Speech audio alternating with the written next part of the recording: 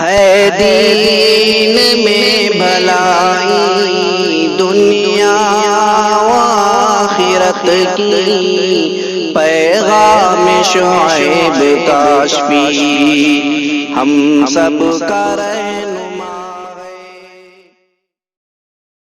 الحمدللہ وکفی وسلام علی عبادہ الذین اصطفی، اما بعد۔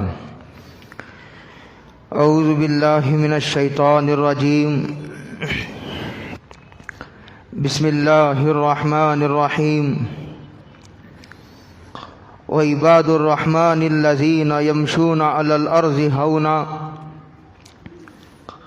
وَإِذَا خَاطَبَهُمُ الْجَاهِلُونَ قَالُوا سَلَامًا وَالَّذِينَ يَبِيتُونَ لِرَبِّهِمْ سُجَّدًا وَقِيَامًا وَالَّذِينَ يَقُولُونَ رَبَّنَا اصْرِفْ عَنَّا عَذَابَ جَهَنَّمَ إِنَّ عَذَابَهَا كَانَ غَرَامًا۔ صدق اللہ مولانا العظیم۔ قابل قدر بزرگوں، دوستوں، بھائیوں، السلام علیکم ورحمۃ اللہ وبرکاتہ۔ اس وقت سورہ فرقان کے آخری رکوع، جس میں اللہ رب العزت نے اپنے نیک اور مقبول اور محبوب بندوں کی صفات کا ذکر فرمایا ہے۔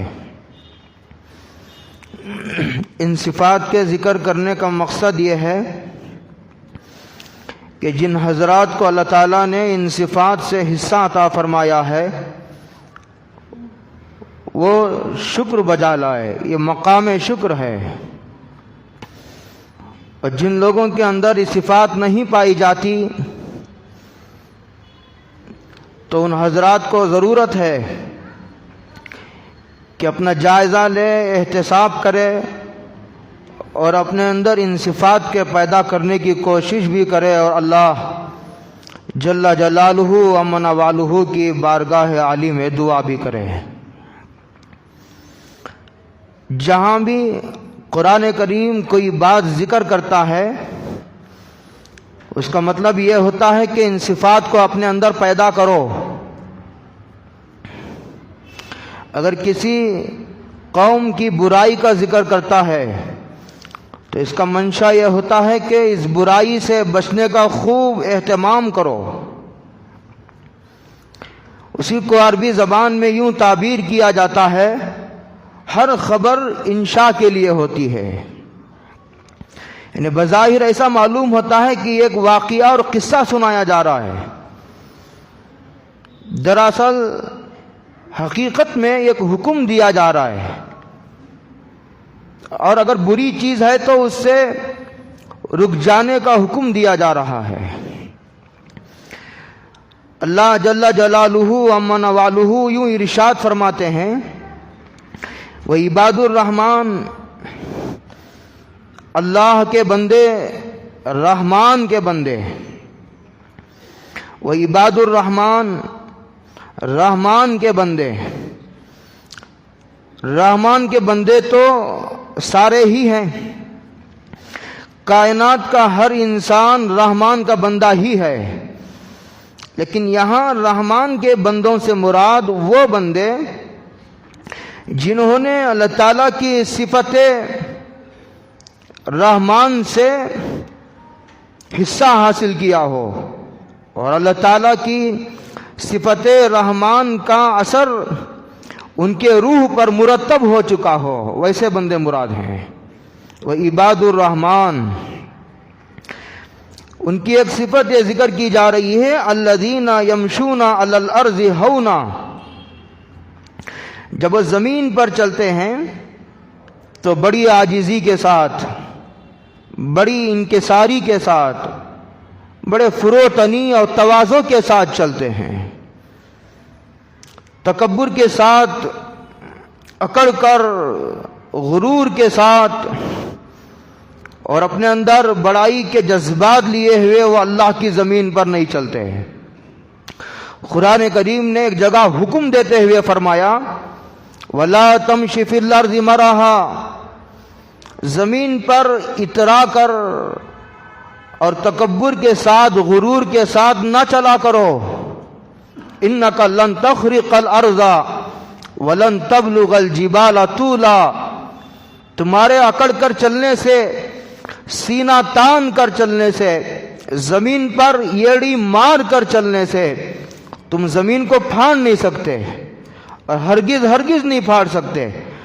اور تمہارے اکڑ کر چلنے سے تم پہاڑوں کی بلندیوں تک نہیں پہنچ سکتے. بندے کو تو عاجزی ہی زیب دیتی ہے، قولی اعتبار سے بھی اور فعلی اعتبار سے بھی، کہ وہ اس کے ہر ادا سے عاجزی اور تواضع کے آثار نمایاں ہو. یہ تو ظاہری آثار ہیں، علامتیں ہیں. اصل تواضع جسے کہا جاتا ہے، اپنے آپ کو چھوٹا سمجھنا. ایک ہے اپنے آپ کو چھوٹا کہنا. چھوٹا کہنا تواضع نہیں ہے. جب بعض لوگ کہتے ہیں میں حقیر ہوں، فقیر ہوں، اور لکھتے بھی ہیں میں حقیر ہوں، فقیر ہوں، حالانکہ وہ دل سے اپنے آپ کو چھوٹا نہیں سمجھتے. زبان سے چھوٹا کہنا تواضع نہیں ہے. زبان سے آدمی اپنے آپ کو چھوٹا کہتا ہے، لیکن تھوڑا فرق پڑ گیا تو وہ آدمی کا چہرہ سرخ ہو جاتا ہے، اس کے معاملات میں فرق آ جاتا ہے، اس کے معاملات میں فرق آ جاتا ہے، اس کے تیور بدل جاتے ہیں، اس کا رویہ بدل جاتا ہے، اس کا برتاؤ بدل جاتا ہے. اسی لیے کہتے ہیں کہ اندر وہ تواضع سے اتنے بھرے ہوئے ہیں، ان کی ہر ادا سے تواضع ٹپکتی ہے. سرکار دو عالم صلی اللہ علیہ وسلم کے بارے میں آتا ہے کہ انا اجلس کما یجلس العبد، میں ایسا بیٹھتا ہوں جیسے کوئی غلام بیٹھتا ہے. انا آکل کما یاکل العبد، میں ایسے کھاتا ہوں جیسے کوئی غلام کھاتا ہے. یعنی 24 گھنٹے ایسا زندگی گزارتے ہیں جیسا گویا وہ اللہ کو دیکھ رہے ہوں. اللہ کے سامنے بھی کوئی بڑائی کر سکتا ہے؟ اپنے وجود پر وہ نظر کرے وہ تو کچھ بھی نہیں تھا. کَأَلَّمْ يَكُنْ شَيْئًا مَذْكُورًا، ایک ناپاک نطفہ تھا، اسے اللہ تعالیٰ نے اتنا خوبصورت انسان بنایا. اس کے پاس نہ مال تھا، نہ اس کے پاس اعضاء تھے. اللہ تعالیٰ نے ظاہری باطنی کمالات عطا فرمائے. کہتے ہیں کہ وہ ہر وقت یہ سوچے کہ میں اس وقت اللہ کے سامنے ہوں، تو اللہ کے سامنے شیخی بگارنے کا سوال ہی نہیں پیدا ہوتا. تو کہتے ہیں کہ یمشون علی الارض ہونا، بڑی عاجزی و تواضع کے ساتھ چلتے ہیں وہ. اب بعض لوگوں کو زمین ہی نظر نہیں آتی، ان کی نظریں آسمان پر ہیں، کوئی نظر ہی نہیں آتا، ان کو چھوٹا بھی نظر نہیں آتا، بڑا بھی نظر نہیں آتا. نہ غریب، نہ کوئی ان کا بڑا، نہ بڑے سے اکرام، نہ چھوٹے پر شفقت، نہ مالداروں کا احترام، نہ غریبوں کے جو ہے وہ ان کی ضرورتوں کا خیال نہیں. وہ بڑے عاجزی کے ساتھ چلتے ہیں. قرآن کریم اس کا یہ مطلب نہیں ہے کہ تم بیماروں کی طرح چلو، اس کا یہ مطلب بھی نہیں ہے کہ تم عورتوں کی طرح چلو. اس کا مطلب یہ ہے کہ عاجزی کے ساتھ چلنا تو مردوں کی طرح ہے، عورتوں کی طرح چلنا نہیں، اور بیماروں کی طرح چلنا نہیں، مردوں کی طرح ہی چلنا ہے. لیکن ناجزی و انکساری کی جھلک تمہارے چلنے میں تک محسوس ہونا چاہیے. یہ منشا ہے قرآن کریم کا. والذین یمشون علی الارض ہونا، اور جب زمین پر چلتے ہیں تو تواضع کے ساتھ چلتے ہیں. قرآن کریم نے ایک جگہ کہا وقصد فی مشیک، کہا کہ تم میانہ روی اختیار کرو چلنے میں، میانہ روی اختیار کرو، زیادہ تیز بھی نہیں کہ جس سے گر جانے کا اندیشہ ہو. اسی لیے سرور کائنات حضرت محمد مصطفیٰ صلی اللہ علیہ وسلم نے ارشاد فرمایا کہ جب تم نماز کو آؤ تو اس حالت میں آؤ کہ تمہارے اوپر وقار ہو، تمہارے اوپر سکون ہو، تمہاری وزنداری کا اندازہ ہو. ایسا نہیں کہ دوڑے ہوئے چلے آ رہے ہو. یہاں تک بیان کیا ہے اس حدیث میں اگر ایک رکعت چھوٹنے کا خطرہ ہو تو بھی اطمینان سے آؤ، چھوٹ گئی تو پوری کر لو. امام کے سلام پھیرنے کے بعد چھوٹی ہوئی رکعت مکمل کر لو، اس رکعت کو بجانے جا کر آدمی اگر دوڑا آیا، اگر پیر پسلا گر گیا تو اس کا نقصان ہوا۔ ایک رکعت تو کیا کئی مہینے کی نمازیں گئی، پیر ٹوٹ گیا اور کوئی جسمانی نقصان ہو گیا۔ اور پھر دوڑ کر آنے سے آدمی دوڑ کر آنا یا آدمی کے وقار کے خلاف ہے، اس کی وزنداری کے خلاف ہے۔ اچھا نہیں لگتا کسی آدمی کے دوڑ کر آتے ہوئے، اللہ یہ کہ کوئی ضرورت دائی ہو، کوئی بہت ہی زیادہ شدید ضرورت پیش آ گئی ہو تو الگ بات ہے، ورنہ بلا وجہ بلا ضرورت دوڑ کر جانا اسے اچھا نہیں سمجھا گیا، اسے وقار کے خلاف سمجھا گیا ہے۔ اسی لیے ہر وہ حرکت جو آدمی کے وقار کو، اس کی وزنداری کو، اس کی سنجیدگی کو مجروح کرتی ہو اور اس کے وقار کو بٹا لگتا ہو، اسے چاہیے کہ ایسی ہر حرکت سے اجتناب کرے۔ اسی لیے سرکار دو عالم حضرت محمد مصطفیٰ صلی اللہ علیہ وسلم نے ارشاد فرمایا، العقل فی السوق دناۃ، بازاروں میں چلتے پھرتے کھانا یہ ہلکے پن کی نشانی ہے۔ یہ آدمی کے وزنداری، اس کی سنجیدگی، اس کے وقار اور مروت کے خلاف ہے، کوئی ناجائز بات نہیں ہے۔ ضرورت ہو تو الگ بات ہے، کہیں سفر میں ہیں، کہیں جا رہے، بھوک لگ گئی، دکان میں کچھ لے لیا، چلتے چلتے کھا لیا، کھڑے کھڑے کھا لیا، وہ اتفاقی بات ہے۔ لیکن بازاروں میں کھانے کا معمول بنانا، چلتے پھرتے کھانے کا معمول بنانا، اسے اچھا نہیں سمجھا گیا۔ اس کو فرمایا الذین یمشون علی الارض ہونا، آگے فرمایا وَإِذَا خَاطَبَهُمُ الْجَاهِلُونَ قَالُوا سَلَامًا، جب جاہل لوگ ان سے مخاطب ہوتے ہیں اور ان سے گفتگو کرتے ہیں، ان سے الجھنے لگتے ہیں تو وہ کہتے ہیں قَالُوا سَلَامًا، وہ الجھتے نہیں، وہ الجھتے نہیں۔ وَإِذَا سَمِعُوا اللَّغْوَ أَعْرَضُوا عَنْهُ، جب کوئی بیہودہ اور بے فائدہ چیز، بے نتیجہ گفتگو ہوتی ہے تو وہ نہیں الجھتے، وہ اعراض کر کے آگے بڑھ جاتے ہیں۔ ایک تو الجھتے نہیں، خود شرارت کرنا، خود کسی کو ستانے کا پلان اور منصوبہ بنانا، یہ تو سوچ بھی نہیں سکتا آدمی۔ دور دور تک کہ ایک مسلمان ایسا ہو سکتا ہے اس کے بارے میں تو تصور بھی نہیں کیا جا سکتا۔ لیکن اگر کوئی آدمی اپنی جہالت کی وجہ سے اور جو ہے اپنے اندر جہالت کے اثرات کی وجہ سے کسی شریف آدمی سے الجھ پڑتا ہے تو یہ نہیں الجھتے، یہ ترکی بترکی جواب نہیں دیتے، بلکہ وہ جو ہے بات کو ختم کرنے کی کوشش کرتے ہیں۔ خیر ٹھیک ہے، خیر ٹھیک ہے، دیکھا جائے گا، یہ کہہ کر آگے بڑھ جاتے ہیں۔ اگر آدمی کسی سے الجھ گیا، غیر ضروری کاموں میں الجھ گیا تو وہ ضروری کاموں سے رہ جاتا ہے، اس کی منزل کوتاہ ہو جائے گی اور اس کا سفر لمبا پڑ جائے گا۔ ایک آدمی کو جانا ہے بامبے اور ٹرین کا وقت ہو چکا ہے، 5:30 بجے اس کی ریل ہے، لیکن ایک آدمی درمیان میں سے پکڑ لیا اور لمبی گفتگو کرنے لگا۔ وہ کہے گا بھائی میری ٹرین کا وقت ہو رہا ہے، وہ اس سے نہیں الجھے گا بلکہ جلد سے جلد بات کو ختم کر کے وہ اپنی ٹرین کو جو ہے پکڑنے کی کوشش کرے گا۔ اسی طرح جو آدمی اپنے آخرت کے سفر پر لگا ہوا ہے اس کو غیر ضروری دھندوں میں الجھنے کا موقع نہیں ہے۔ غیر ضروری باتوں میں اور کاموں میں الجھنے کا مطلب یہ ہے کہ اس آدمی کو آخرت یاد نہیں ہے، اس آدمی کو موت یاد نہیں ہے اپنی، اس آدمی کو اپنی خبر یاد نہیں ہے، یہ آدمی اپنے اللہ سے غافل ہو چکا ہے، یہ مطلب ہے اس کا۔ وہ الجھتے نہیں، وہ سلامتی کی بات کرتے ہیں، وہ گالیاں دیتا ہے، وہ سلامتی کی بات کرتے ہیں، وہ گالیاں دیتا ہے، وہ دعا دیتے ہیں۔ دشمنوں کے پتھر کھا کے، دشمنوں کے پتھر کھا کے سرکار دو عالم صلی اللہ علیہ وسلم نے دعا دی۔ ہاں وہ نہیں الجھتے۔ ہاں اگر کوئی دینی مصلیحت دائی ہو، اگر مصلیحت اس بات کی ہو، ان کا عام معمول یہ ہے کہ اپنی ذات کے لیے وہ بدلہ نہیں لیتے۔ حضرت انس کی بہت بڑی رپورٹ ہے۔ حضرت انس سرور کائنات حضرت محمد مصطفیٰ صلی اللہ علیہ وسلم کے 10 سال خادم رہے۔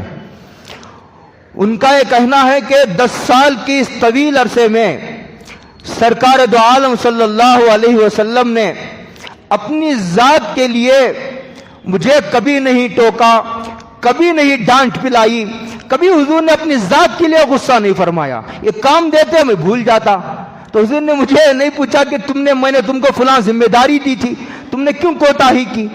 اب کسی کام سے منع کر دیا، میں نے کر لیا، تو سرکار یہ نہیں پوچھتے تھے کہ میں نے فلاں کام سے تمہیں منع کر دیا تھا اور تم کیوں پوچھ لیا؟ اس طرح معمولی جائز باتوں میں، جائز باتیں وہ بھی اپنی ذات سے متعلق ہو تو چھوٹی چھوٹی باتوں پر روک ٹوک سے، اس کو کہتے ہیں خردہ گیری، اس سے زندگی اجیرن بن جاتی ہے، جینے کا مزہ ختم ہو جاتا ہے، بدمزگی پیدا ہو جاتی ہے، چھوٹی چھوٹی باتوں کو درگزر کرنا پڑتا ہے، چھوٹی چھوٹی باتوں کو دیکھ کر انسنی کر دینا پڑتا ہے، اور آدمی کو ایک اجنبیت کا پہلو اختیار کرنا پڑتا ہے۔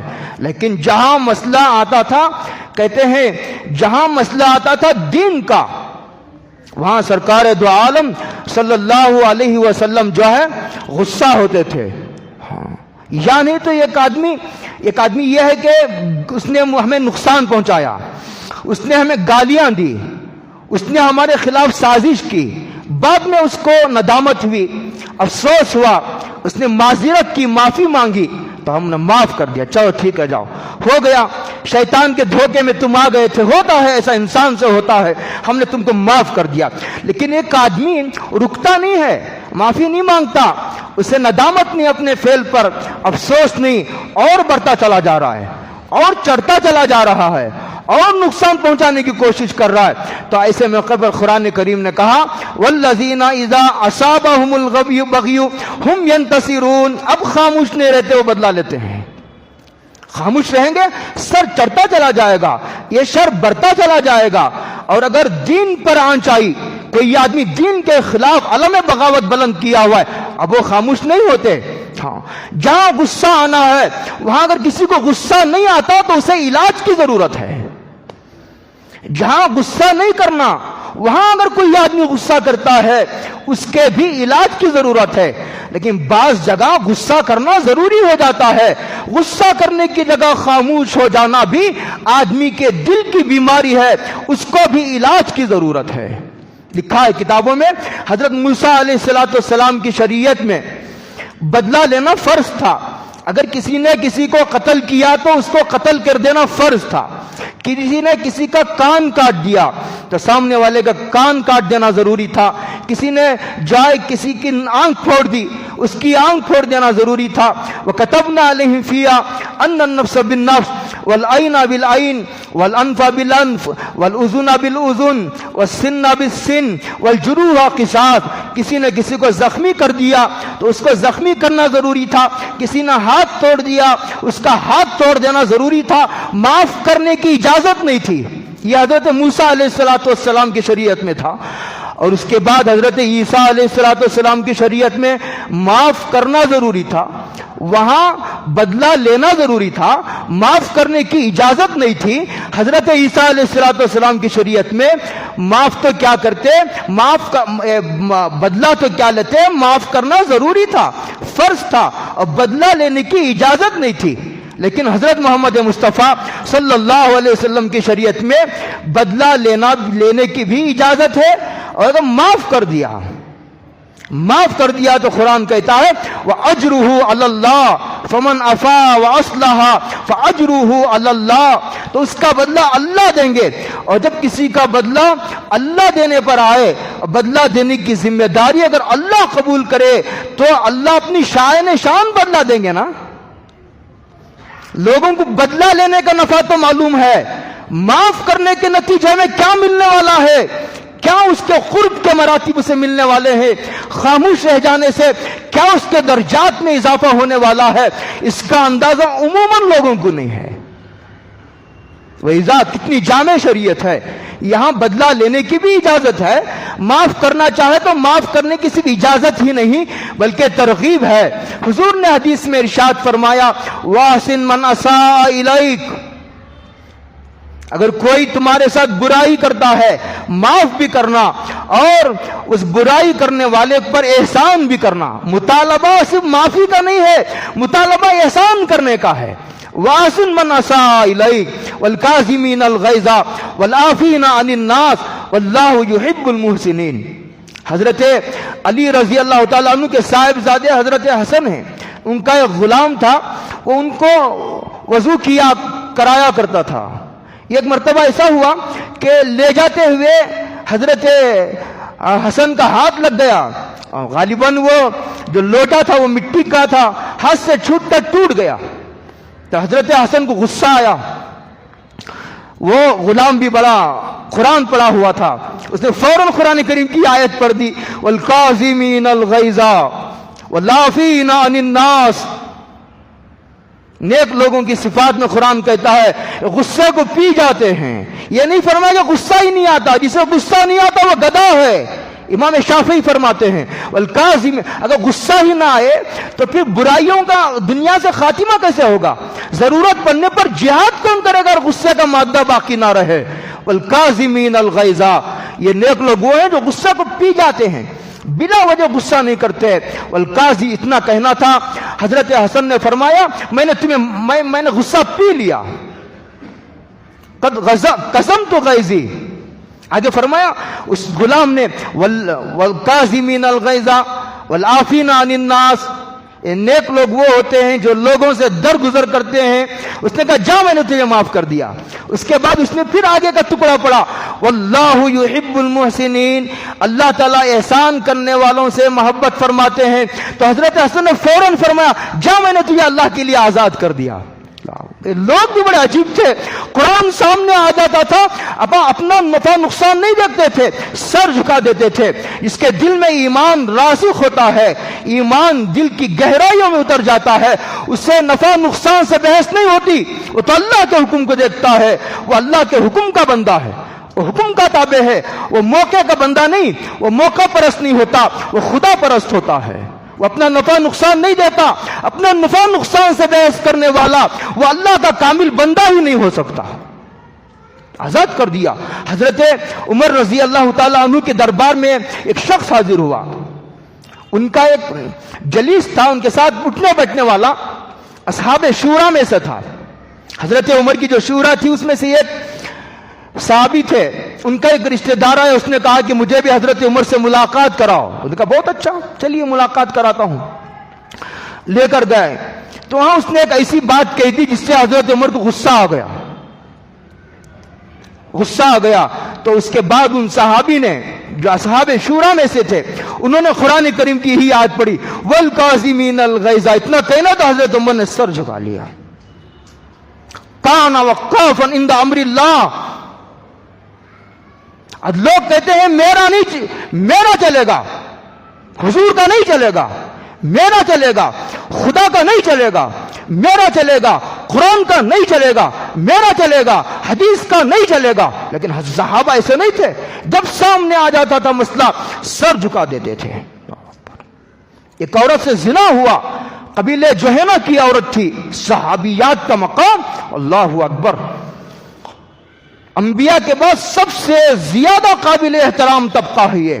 ان کے تعلق سے دلوں میں شبہات پیدا کرنے کی کوششیں کی جا رہی ہیں، اور انٹرنیٹ پہ ہزاروں لاکھوں کروڑوں بیانات اپلوڈ ہو چکے ہیں۔ جو صحابہ کا گستاخ ہے وہ گستاخ نبی ہے، چاہے وہ نماز پڑھتا ہو، چاہے وہ گھنٹے گھنٹے ذکر کرتا ہو، تلاوت کرتا ہو، اس کی ایک مشت داڑھی ہو، وہ جو ہے سنت کے مطابق لباس پہنتا ہو، لیکن جس کا دل صحابہ کے تعلق سے کالا ہے، صحابہ کے تعلق سے اس کے خیالات پاک نہیں ہے، وہ گستاخ نبی ہے۔ جوہینہ قبیلے کی ایک عورت سے زنا کا ارتکاب ہو گیا، سرکار دو عالم کسی نے بتایا نہیں، کسی نے آ کر کے شکایت اور مقدمہ درج نہیں کیا، خود حاضر ہوئی، اللہ کے سامنے کھڑے ہونے کے خوف نے ان کو بےتاب کر دیا، بے قرار کر دیا، بے چین کر دیا کہ جو وہ آخرت کی رسوائی سے دنیا کی رسوائی بدرجہ بہتر ہے۔ خلقت کے روبرو ہم رسوا نہ ہو الہی، یہ ہمارے حضرت کا شعر ہے، خلقت کے روبرو ہم رسوا نہ ہو الہی، قائم ہو جب معظم دربار عام تیرا، پوری انسانیت جمع ہوگی، سوچو وہاں کی رسوائی سے یہاں کی رسوائی بہتر ہے۔ تو حاضر بھی کہا حضور میرے سے گناہ کا ارتکاب ہوا ہے، سزا جاری فرمائیے۔ وہ زنا سے حاملہ ہو چکی تھی، ان کے ذمہ دار کو بلایا اور کہا اس کو لے جاؤ، جب بچہ پیدا ہو جائے، بچے کا کیا قصور ہے تو اس کو لے آنا۔ جب بچہ پیدا ہو گیا تو وہ پھر دوبارہ حاضر ہوئی۔ امانت داری کتنی تھی ان لوگوں میں، جو لوگ اپنی ذات کے تعلق سے خیانت کو گوارا نہیں کرتے تھے، کیا وہ قرآن و حدیث کے پہنچانے میں خیانت برداشت کریں گے؟ کوئی سوچ سکتا ہے ان کی امانت داری کے بارے میں؟ کیا ان کی دیانت داری پر، ان کے تدین پر کوئی انگلی اٹھائی جا سکتی ہے؟ اس کے بعد جب دوبارہ خود حاضر ہوئی، اپنے بچہ ان کے ہاتھ میں تھا، تو حضور نے بھیجا اور کہا کہ جب یہ روٹی کھانے کے قابل ہو جائے جب لے آنا۔ دودھ کون پلائے گا؟ اس کے بعد دودھ پلانے کے بعد پھر حاضر ہوئی، بچے کے منہ میں روٹی تھی۔ حضور نے کہا اس بچے کو لے لو، اس عورت کو پورے کپڑوں سے اچھی طرح باندھ کر پتھر سے مار مار کر اس کو ختم کر دو۔ صلی اللہ علیہ وسلم کان وقافا عند امر اللہ، جب اللہ کا حکم آتا تھا تو وہ ایک قدم پیچھے نہیں ہٹاتے تھے۔ تو وَإِذَا خَاطَبَهُمُ الْجَاهِلُونَ قَالُوا سَلَامًا، اس میں بدلہ لینے کی بھی اجازت ہے اسلام میں، کتنا اعتدال ہے، معاف کرنے کی ترغیب ہے۔ وَالَّذِينَ يَبِيتُونَ لِرَبِّهِمْ سُجَّدًا وَقِيَامًا، اب تک لوگوں سے بہاؤ برتاؤ کا تذکرہ تھا، اب تک خلق خدا سے ان کا کیا رویہ ہوتا ہے اس کا ذکر تھا، اور ان کے دن کا ذکر تھا، اب رات کا ذکر ہے۔ جب رات ہو جاتی ہے، ساری دنیا سوتی ہے، تو کیا کرتے ہیں؟ والذین یبیتون لربہم، اپنے پروردگار کے سامنے کھڑے ہو کر رات گزارتے ہیں۔ کرنے والے چوری کرتے ہیں، کرنے والے زنا میں مصروف ہیں، کرنے والے کلبوں میں جو ہے وہ مصروف ہیں، ناچ گانے میں مصروف ہیں، شراب خانوں میں مصروف ہیں، پتہ نہیں کیسی کیسی برائیوں میں مصروف ہیں۔ لیکن یہ اللہ کے بندے جب رات ہوتی ہے، پوری دنیا سو رہی ہے، اللہ کے سامنے کھڑے ہیں، کبھی قیام ہے، کبھی سجدے میں ہے، کبھی رو رہے، کبھی معافی مانگ رہے، کبھی درود شریف پڑھ رہے، اور کبھی تلاوت میں مصروف ہیں، کبھی اللہ کو منانے میں مصروف ہیں، کبھی شکر میں، کبھی معافی مانگنے میں، کبھی جو ہے وہ اعتراف قصور ہے۔ والذین یبیتون، پوری رات ایسی گزر جاتی ہے ان کی، اللہ کے سامنے کھڑے ہو کر کے، کبھی قیام میں ہیں، کبھی سجدے میں ہیں۔ رات کی نماز، اللہ اکبر، رات کی نماز ہے۔ آج یہ رواج کم ہوتا جا رہا ہے، 5 وقتہ نمازوں کا ہی اہتمام نہیں۔ گزشتہ جمعہ میں نے آخر میں اشارہ دیا تھا، حضرت خاص طور سے وہ لوگ جن کو اللہ نے اپنی دین کی خدمت کے لیے قبول فرمایا ہوا ہے، ویسے تو یہ بات سب کے لیے ہے، لیکن رفتہ رفتہ ترقی ہوتی ہے۔ خاص طور سے وہ لوگ جن کو اللہ نے اپنی کتاب و سنت کی دین کی خدمت کے لیے جن کا سلیکشن ہوا ہے، جن کا انتخاب ہوا ہے، ویسے لوگوں کو اس کی زیادہ ضرورت ہے۔ اللہ کے سامنے کھڑے ہو کر کے رونا، اللہ کو منانا۔ حضرت حسن بصری رضی اللہ تعالیٰ عنہ کی خدمت میں ایک آدمی آیا اور کہا کہ حضرت فجر کے لیے آنکھیں نہیں کھلتی ہیں۔ تو حضرت نے فرمایا بھائی، دن کو اللہ کی عبادتوں سے معمور رکھو، دن کو اللہ کی عبادتوں سے مزین کرو، دن میں اللہ کی کوئی نافرمانی نہ کرو، اللہ رات کی عبادتوں کی توفیق عطا فرمائیں گے۔ ابو سلیمان دارانی کہتے ہیں نماز تو نماز، کہتے ہیں اگر تہجد تو تہجد، اگر کوئی آدمی اللہ کی کوئی نافرمانی کرتا ہے، اللہ تعالیٰ اسے جماعت سے نماز پڑھنے کی توفیق سے محروم فرما دیتے ہیں۔ سرکار دو عالم صلی اللہ علیہ وسلم نے تہجد کے بے شمار فضائل ارشاد فرمائی، اس وقت وہ میرا موضوع نہیں ہے۔ سرکار دو عالم صلی اللہ علیہ وسلم نے ارشاد فرمایا ایک جگہ کہ میری امت کی شرافت تہجد کی نماز میں ہے، اور میری امت کی عزت استغنا میں ہے، لوگوں کے سامنے ہاتھ نہ پھیلانے میں ہے، لوگوں کے سامنے ہاتھ پھیلانے میں ہے، نہ پھیلانے میں ہے۔ اللہ کے سامنے ہاتھ پھیلانا یہ عزت ہی عزت ہے، لوگوں کے سامنے ہاتھ پھیلانا یہ ذلت ہی ذلت ہے، اور فقر و فاقے کے دروازے کو کھولنے والا ہے۔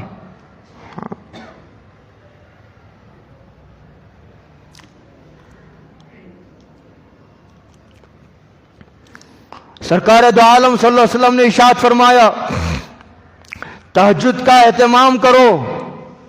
یہ ہر زمانے کے انبیاء اور نیک لوگوں کا شیوا رہا ہے. مقربۃ الی ربکم، اور اللہ کا قرب حاصل کرنے کا بہت بڑا ذریعہ ہے. اور مغفرۃ للسیئات، اب تک جو گناہ ہو چکے اللہ تہجد کی برکت سے ان گناہوں کو مٹا دیتا ہے. ومنہات للاسم، ومنہات عن الاسم، گناہ معاف بھی ہو جاتے ہیں اور گناہوں سے بچنے کی استعداد پیدا ہوتی ہے تہجد کی نماز سے. اس کے آگے فرمایا مطردۃ للداء عن الجسم، اور جسمانی بیماریاں بھی ختم ہوتی ہیں بشرطے کہ بڑے اہتمام سے استقامت کے ساتھ آدمی اس کا اہتمام کرے. والذین یبیتون لربہم سجدا وقیاما، لیکن تہجد پڑھ کر غرور میں نہیں مبتلا ہوتے. آدمی کو اللہ کے حلم اور بردباری کی گناہ کرنے سے زیادہ نیکی کرنے کے وقت زیادہ ضرورت ہے. گناہ کر کے آدمی میں تکبر نہیں پیدا ہوتا، نیکی کر کے غرور پیدا ہو سکتا ہے. اس لیے آدمی کے حلم اور آدمی کے اللہ کی حلم اور اللہ کی بردباری کی آدمی کو نیکی کرنے کے بعد زیادہ ضرورت رہتی ہے. زیادہ ڈرنے کا موقع آدمی کو نیکی کرنے کے بعد ہے. نیکی کیا، تھوڑا سا بڑائی پیدا ہوئی، تھوڑا سا غرور پیدا ہوا، ساری نیکیوں پر پانی پھر جاتا ہے. اس کو کہا جب ہوتی رات کا آخری حصہ ہوتا ہے تو یوں کہتے ہیں والذین یقولون ربنا اصرف عنا عذاب جہنم، کہتے ہیں اے ہمارے پروردگار ہم جہنم کے عذاب سے بچا لیجئے، جہنم کے عذاب سے بچا لیجئے. دنیا کی آگ کی تاب نہیں ہے، آخرت کی آگ کو کیسا برداشت کرو گے؟ ایک جگہ قرآن کریم نے کہا فما اصبرهم علی النار، ارے یہ لوگ کتنے جرأت مند ہیں، بیجا جسارت کر رہے ہیں. ارے یہ جہنم میں جانے کے اسباب اختیار کر رہے ہیں. ان کو کسی نے جہنم کا تعارف نہیں کرایا ہے کیا کہ جہنم کیسی ہولناک چیز ہے؟ اللہ اکبر. سرکار دو عالم صلی اللہ علیہ وسلم اپنی صحابہ کی مجلس میں بیٹھے ہوئے تھے، کسی چیز کے گرنے کی آواز آئی. حضور نے پوچھا جانتے ہو یہ آواز کیسی ہے؟ تو صحابہ نے کہا اللہ و رسول عالم، اللہ اس کا رسول بہتر جانتا. تو حضور نے فرمایا 70 سال پہلے ایک پتھر جہنم کے اوپر سے پھینکا گیا تھا، آج 70 سال کے بعد گرتے گرتے جہنم کی تہ کو پہنچا ہے. اتنی گہری ہے. سرکار دو عالم صلی اللہ علیہ وسلم نے ارشاد فرمایا 3000 سال تک جہنم کو دہکایا گیا ہے. 1000 سال تک جب جہنم کو دہکایا گیا آگ سفید ہو گئی، پھر اس کے بعد 1000 سال کے بعد سرخ ہو گئی، پھر جب 1000 سال تک دہکایا گیا تو جہنم کی آگ کالی ہو گئی. اس وقت جہنم کی آگ کالی ہے. ظلمات بعضها فوق بعض، نظر ہی نہیں آئے گا کوئی ایک دوسرے کو. بعضها فوق بعض ان عذابها کان غراما، یہ عذاب ٹلنے والا نہیں. اللہ ہم سب کی حفاظت فرمائے. آگے فرمایا انہا ساعت مستقرا و مقاما، بہت بری جگہ ہے ٹھہرنے کی اور بہت برا مقام ہے، وہ رہنے کی جگہ نہیں ہے. آگے فرمایا ایک صفت اور، تو رات میں اٹھ کر کے عبادت بھی کرتے ہیں اور اللہ تعالیٰ کو منانے میں لگتے ہیں، استغفار کرتے ہیں، معافی مانگتے ہیں اپنی گناہوں کی. آگے کہتے ہیں والذین اذا انفقوا، اور جب وہ اپنے مال کو، اب تک بدنی عبادات کا تذکرہ تھا، اب مالی عبادات پر آئے. والذین اذا انفقوا، جب وہ پیسہ خرچ کرتے ہیں. ایک مسلمان بشرطے کہ وہ مسلمان ہو، ایک مومن بشرطے کہ اس کے دل میں ایمان ہو، ایک تو وہ بے نمازی نہیں ہو سکتا. اسے لکھ لیجیے آپ، یہ قرآن کریم کی کئی آیتوں کا خلاصہ میں عرض کر رہا ہوں. ایک آدمی اندر سے مسلمان ہو، منافق نہ ہو، تو وہ مسلمان ہو بے نمازی ہو، ایسا نہیں ہو سکتا. اسی طرح ایک آدمی اندر سے مسلمان ہو اور وہ بخیل ہو، ایسا نہیں ہو سکتا. خرچ کرتے ہوں لیکن خرچ کرنے میں اعتدال. اسلام اعتدال کا مذہب ہے. والذین اذا انفقوا، مال کی محبت بخل کی پیداوار ہے. بخل ماں ہے، بخل ماں ہے، مال کی محبت ماں ہے، بخل اس کی پیداوار ہے. مال کی بیجا محبت پیدا ہو جاتی ہے، ضرورت سے زیادہ محبت پیدا ہو جاتی ہے مال کی، تو آدمی میں بخل کا مرض پیدا ہوتا ہے. لوگ جھوٹ بولنے کو گناہ سمجھتے ہیں، زنا کو لوگ گناہ سمجھتے ہیں، بخل کو لوگ گناہ نہیں سمجھتے، دنیا کی محبت کو لوگ گناہ نہیں سمجھتے. کہتے ہیں والذین اذا انفقوا، مال خرچ کرتے ہیں، لم یسرفوا، تو اسراف نہیں کرتے، ضرورت کے موقع پر خرچ کرتے ہیں، نیک کاموں میں وہ خرچ کرتے ہیں، مسجد بنانے میں خرچ کرتے ہیں، مدرسے مدارس کی ضرورت پر وہ خرچ کرتے ہیں، مکاتب کی ضرورت پر وہ خرچ کرتے ہیں، دین کے تمام شعبوں پر وہ خرچ کرتے ہیں. غریبوں پر ان کا مال لگتا ہے، اور بیواؤں کی خدمت میں ان کا مال لگتا ہے، بے کسوں محتاجوں پر ان کا مال لگتا ہے، اپاہجوں پر ان کا مال لگتا ہے. بہرحال جو خدمات ہو سکتی ہیں مخلوق کی ہر جگہ ان کا مال لگتا ہے. اور اگر کہیں ضرورت ان کی اپنی ہے، جائز ہے، ایک تو دینی خدمات ہیں، ایک اپنی ضرورت ہے، اپنی ضرورت پر بھی خرچ کرنے کی اجازت ہے، لیکن اسراف کی اجازت نہیں. آدمی اسراف اس وقت کرتا ہے جب آدمی کے دل میں مال کی ناقدری پیدا ہوتی ہے. قرآن کریم نے ایک جگہ کہا ان المبذرین کانوا اخوان الشیاطین، بلا شبہ اسراف کرنے والے وہ شیطان کے بھائی ہیں. اس سے بھی بڑی کوئی گالی ہو سکتی ہے؟ شیطان نے، قرآن نے سیدھے سیدھے الفاظ میں ان کو شیطان کہا ہے. شیطان کے بھائی شیطان ہی تو ہوگا. شیطان کے وسوسے کا نتیجہ ہے. مال کی قدر کرو، ایک ایک دانے کی قدر کرو. اگر ایک ایک دانے کی قیمت بتانے پر آ جائے وہ رب کائنات مجھے بہت ڈر لگتا ہے، تو آدمی کا دماغ ٹھکانے پر لگ جائے. اگر روٹی کی قیمت بتانے پر آ جائے، یہ ایک ایک دانے کے لوگ محتاج، لوگوں کی ضرورتیں پڑی ہوئی ہیں، ضرورتیں ہی لوگوں کی پوری نہیں ہوتی، اور لوگ جو وہ اسراف میں مبتلا ہیں. مال کی ناقدری کا نتیجہ ہے. اس کو قرآن کہتا ہے والذین اذا انفقوا لم یسرفوا، اسراف بھی نہیں کرتے. قرآن کریم نے ایک جگہ کہا وکان الشیطان لربہ کفورا، یہ تو مال کی ناقدری ہے، یہ نعمت کی ناقدری ہے، اور نعمت کی ناقدری سے نعمت کے چھین لینے کا اندیشہ و خطرہ ہے. وکان الشیطان لربہ کفورا، ناشکری شیطانی صفت ہے. شیطان اللہ کا بہت بڑا ناشکرا تھا، اس لیے کہ اللہ نے جو اسے صلاحیتیں دی تھی وہ اللہ کی نافرمانیوں میں اس نے جھونک دیا. ولم یقتروا، کمی بھی نہیں کرتے. جہاں خرچ کرنا ہے ماں پر، باپ پر، لوگ ماں پر خرچ کرتے ہوئے سوچتے ہیں، باپ پر خرچ کرتے ہوئے سوچتے ہیں، بھائی پر خرچ کرتے ہوئے سوچتے ہیں، بہنوں پر خرچ کرتے ہوئے سوچتے ہیں، پڑوسیوں پر، چچا، ماموں، خالہ، پھوپھی پر خرچ کرتے ہوئے، بھانجوں پر، بھتیجوں پر خرچ کرتے ہوئے لوگ سوچتے ہیں. قرآن کریم کہتا ولم یقتروا، نہیں، جہاں ضرورت ہے، عمومی ضرورت ہو، اجتماعی ضرورت ہو یا انفرادی ضرورت ہو، ذاتی ضرورت ہو، اپنے گھر کی، خاندان کی ضرورت ہو، محلے کی ضرورت ہو، اپنے شہر کی، اپنے پورے ملک کی ضرورت ہو، وہ پیچھے نہیں رہتے، وہ آگے بڑھ کر کے اپنی جان، اپنی صلاحیتوں اور اپنے مال کو اللہ کی راہ میں پیش کرتے ہیں. وَلَمْ يَقْتُرُوا وَكَانَ بَيْنَ ذَلِكَ قَوَامًا، لیکن اعتدال سے وہ باہر نہیں نکلتے.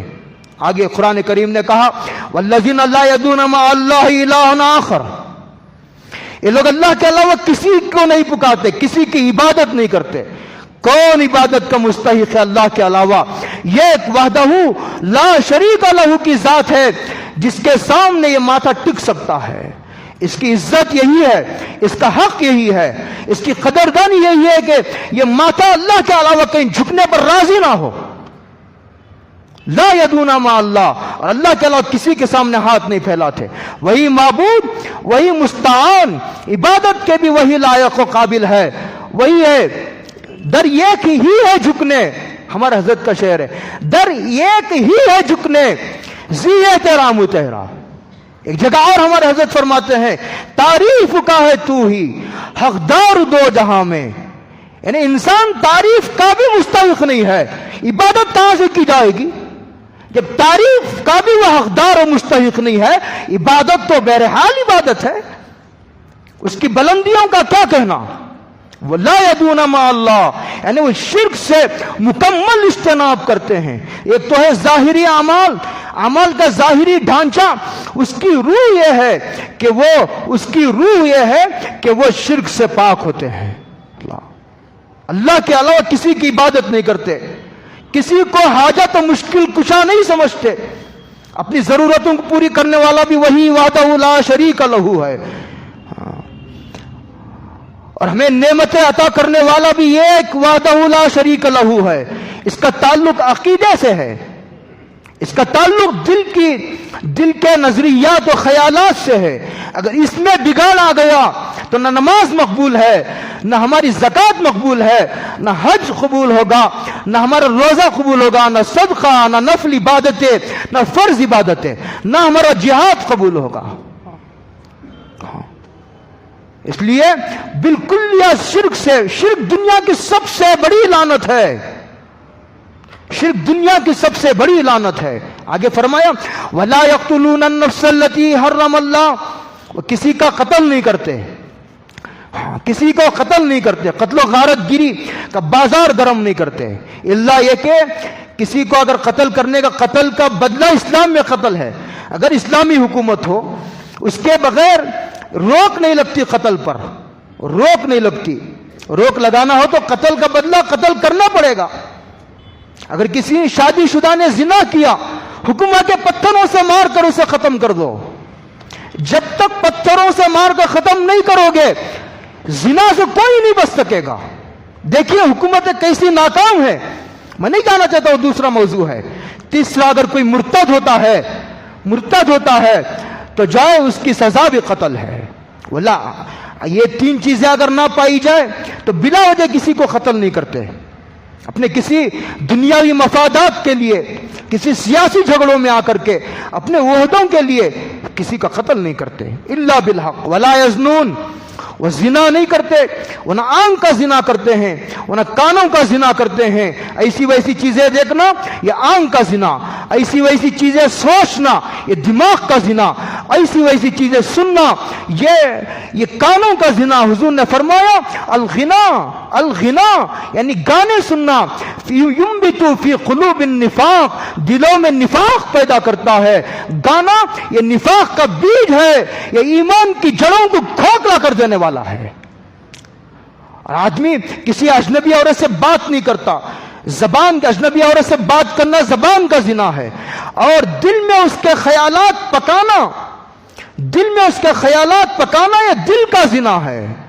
چل کر جانا یہ پاؤں کا زنا ہے، ہاتھ سے پکڑنا یہ ہاتھوں کا زنا ہے، اور شرمگاہ کا زنا تو سب جانتے ہیں۔ ولا یزنون، اس لیے قرآن کریم نے ایک جگہ کہا ولا تقربوا الزنا، زنا کے قریب بھی نہ جاؤ، اس کے اسباب کے قریب بھی نہ جاؤ۔